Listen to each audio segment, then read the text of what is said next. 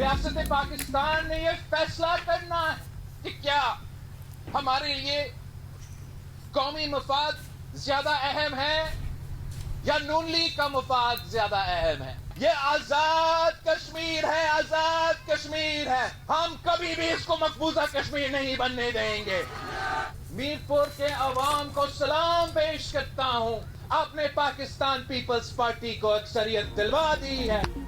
आजाद Kashmir election में vote पर डाका मारा गया। कौमी मफाद हम या नून लीग, रियासत फैसला करे। रियासती फैसले नून लीग को तरजीह दे रहे हैं। बिलावल भुट्टो आजाद कश्मीर के इंतखाबी नताइज पर बरस पड़े। मुजफ्फराबाद में कारकुनों से खिताब में कहा, नून लीग के मफाद में हम किसी के साथ खड़े होने को तैयार नहीं। कश्मीर का बच्चा बच्चा जानता है कि मीरपुर में पीपल्स पार्टी की अक्सरियत है। चौधरी यासीन दोनों नशिस्तों पर कामयाब हुए।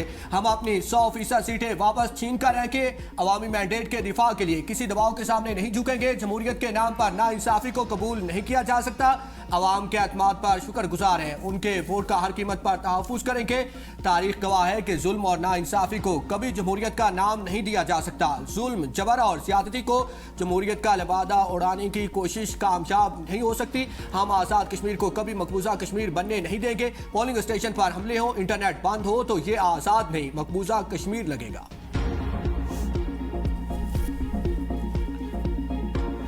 भुट्टो साहब, मैं आपको ये समझाना चाहती हूँ, ये बताना चाहती हूँ कि इलेक्शन का फ़ैसला रियासत नहीं करती, इलेक्शन का फ़ैसला अवाम करते हैं। पीपल्स पार्टी अपनी हार कबूल करती। आज बड़ा अफसोस हुआ देख के जिस किस्म की ज़बान इस्तेमाल की गई, जिस धांधली का आप इल्ज़ाम लगा रहे हैं, वो गिलगित बल्तिस्तान के इलेक्शन में आप जीत गए, वहाँ धांधली नहीं हुई। AJK का इलेक्शन आप बुरी तरह हारे तो वहाँ पर आपने धांधली का इल्ज़ाम लगाया कि पिछले 1 साल से वहाँ पर पीपल्स पार्टी की हुकूमत है और पीपल्स पार्टी ही के दौर में वहाँ के हालात ख़राब हैं। बिलावल साहब, इलेक्शन का फैसला रियासत नहीं अवाम करते हैं। गिलगित बल्तिस्तान इलेक्शन में आप जीत गए तो धांधली नहीं हुई, आज़ाद कश्मीर में हार गए तो धांधली हुई। वज़ीर आला मरियम नवाज का बिलावल भुट्टो पर जवाबी वार, कहा आप रोना धोना छोड़े, खुले दिल से हार तस्लीम करें। अफसोस हुआ पीपल्स पार्टी ने जिस तरह की जुबान इस्तेमाल की।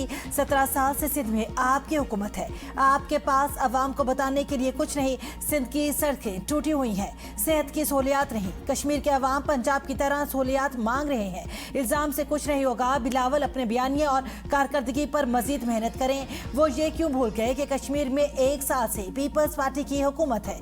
आज़ाद कश्मीर के हालात पीपल्स पार्टी की हुकूमत में ही खराब हुए। मेरा मशवरा है, सिंध में सड़कें, सेहत की सहूलियात और गवर्नेंस बेहतर बनाए। नून लीग कश्मीर के अवाम के साथ किए वादे पूरे करेगी।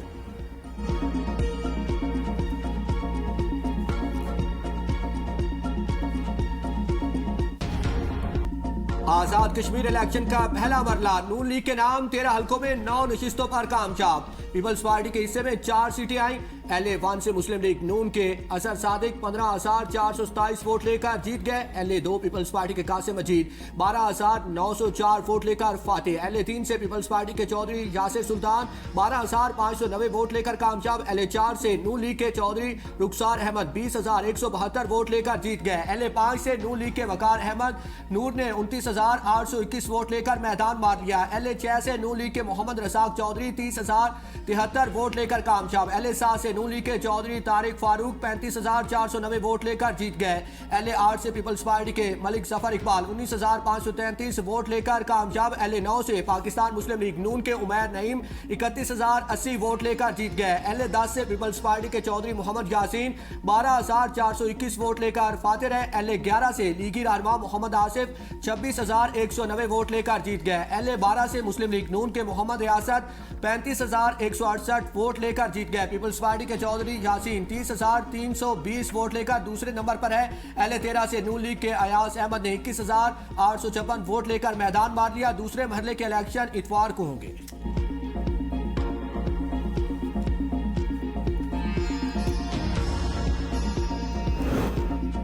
वज़ीर-ए-आज़म आज़ाद कश्मीर फैसल मुमताज़ राठौर ने कोटली के मुतादिद हलकों में धांधली का इल्ज़ाम आयद कर दिया। फौज की निगरानी में दोबारा इलेक्शन कराने का मुतालिबा। कहा मुस्लिम लीग नून ने धांधली करके इंतखाबी अमल को दागदार कर दिया। चौधरी मोहम्मद यासीन के आबाई हल्के में यकतरफा तौर पर बैलेट पेपर्स पर मोहरें लगाई गई। सेंसा में चौधरी इखलाक की मुबैना कामयाबी को शिकस्त में तब्दील करने की कोशिश की जा रही है। सेंसा में प्रिजाइडिंग ऑफिसर्स ने खुद बयानात रिकॉर्ड करवा कर कहा कि उन्हें जरगमाल बनाकर ठप्पे लगाए गए हैं। ईरान पर अमेरिकी हमले रुकने से आलमी मंडी में तेल की कीमतें एक हफ्ते की कम तरीन सतह पर आ गई। ब्रेंट खाम तेल की कीमत $9 कमी के बाद $87.60 फी बैरल हो गई, जो 17 जुलाई के बाद इसकी कम तरीन सतह है। अमेरिकी खाम तेल की कीमत भी $6.70 कमी के बाद $82 फी बैरल हो गई। तेल की कीमतों में कमी के बावजूद पाकिस्तान में आवाम को रिलीफ ना मिला। डीजल ₹3.37 महंगा, पेट्रोल की कीमत में ₹1 कमी। पेट्रोल की नई कीमत ₹334.18 फी लीटर मुकर्रर। डीजल की नई कीमत ₹386.83 फी लीटर हो गई।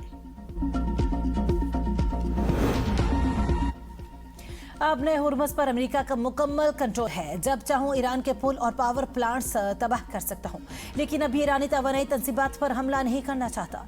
डोनाल्ड ट्रंप की अमेरिकी मीडिया से टेलीफोनिक गुफ्तगू, कहते हैं इस वक्त हमारी पोजीशन मजबूत है, ईरान को अब मुआहिदों की खिलाफ वर्जी नहीं करने देंगे। मुआहिदा ना हुआ तो मिशन मुकम्मल करेंगे। ईरान का ज़ेर ज़मीन जौहरी मकाम हमारे लिए कोई बड़ा मसला नहीं, इस पर हमारी मुसलसल नजर है। अगर मुआहिदा ना हुआ तो इसको आसानी से निशाना बनाएंगे। ईरान की जौहरी तंसीबात को तबाह कर दिया, उन्हें कभी जौहरी हथियार हासिल नहीं करने देंगे। वो भी इस हकीकत को समझते हैं। ईरान के साथ बातचीत चल रही है। ईरान के साथ मुआहिदा करना ईरान को तबाह करने से बेहतर है। मुज़ाकरात नाकाम हुए तो सख्त फौजी कार्रवाई की जाएगी। अब्बास इराकी का ओमानी सऊदी हमनसब से राब्ता। अबनाए हुर्मुज़ समेत खित्ते की सूरत हाल पर तबादला ख्याल। ईरानी मीडिया के मुताबिक दौरान गुफ्तगू अबनाए हुर्मुज़ की सूरत हाल, खित्ते में कशीदगी में कमी और अमन अमान के क़याम के लिए सिफारती कोशिशों पर तबादला ख्याल किया गया। रहनुमाओं ने खित्ते में इस्तेहकाम के लिए सिफारती ताउन बढ़ाने की जरूरत पर जोर दिया। ईरान, सऊदी अरब और ओमान ने मुश्तरका सिफारती कोशिशों को मजीद मौसर बनाने पर इत्तफाक किया।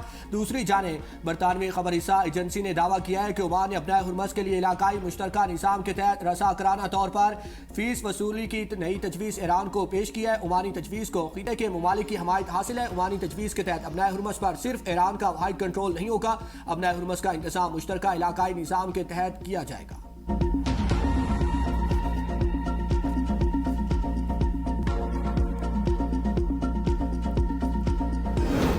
साल्सों के जरिए अमरीकी तजावीज़ को मुस्तरद कर दिया था। ईरानी नायब वज़ीर ख़ारजा का इंकिशाफ, कासिम गरीब आबादी ने कहा मुज़ाकरात का आगाज़ इस्लामाबाद में हुआ था, जहां अमरीकी वफ़द ने एक ऐसा मंसूबा पेश किया जिसमें ईरान के लिए नाकाबिले कबूल शराइत शामिल थी।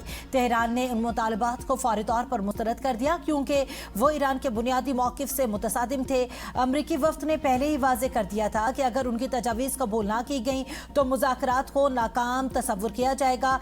आखिरकार यही हुआ। अमरीकी नुमाइंदे मुज़ाकरात ख़त्म करके रवाना हो गए। ईरान ने इज़्ज़त नफ्स और कौमी मफादात पर कोई समझौता नहीं किया। अबनाए हुर्मुज़ की सूरत हाल पर ओमान में भी राबते हुए, तहम अबनाए हुर्मुज़ को बंद रखने से मुतालिक ईरान की पॉलिसी बदस्तूर बरकरार है।